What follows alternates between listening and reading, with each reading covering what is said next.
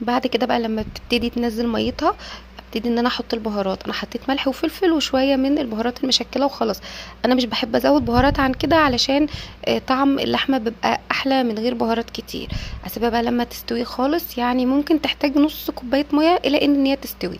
هي كده خلاص استوت. ابتدي بقى ان انا انزل عليها البصل والفلفل اللي انا كنت شايلاهم على جنب، يتقلبوا كده كل المكونات مع بعضها. انا ما بحطهمش من الاول عشان هي مش كباب حله، ده تشيز فيلستيك. خلاص كده تمام، الدنيا بقت كويسه. احط بقى على الوش كده رشه موتزاريلا. في جبنه شيدر موجوده متوفره تمام، حطه. مفيش خلاص بكتفي بالجبنه الموتزاريلا بس. خلاص كده بقى حطيت الجبنه الموتزاريلا وغطيت عليها بقى كده وساحت والدنيا بقت تمام معايا.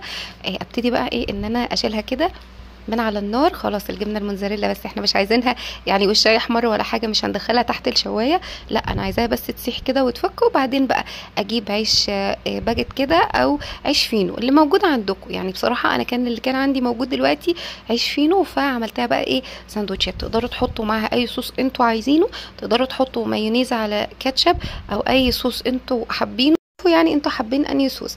المهم تجربوا السندوتشات دي لانها فعلا تستحق التجربه وخطيره وما بتاخدش وقت جدا في المطبخ. يعني ايه هترحمك من الوقفه الطويله في المطبخ. في 5 دقايق الساندوتش هيبقى جاهز، واكاد اجزم كده ان هو احسن من بتاع بره بمراحل. جربيه وعلى ضمانتي.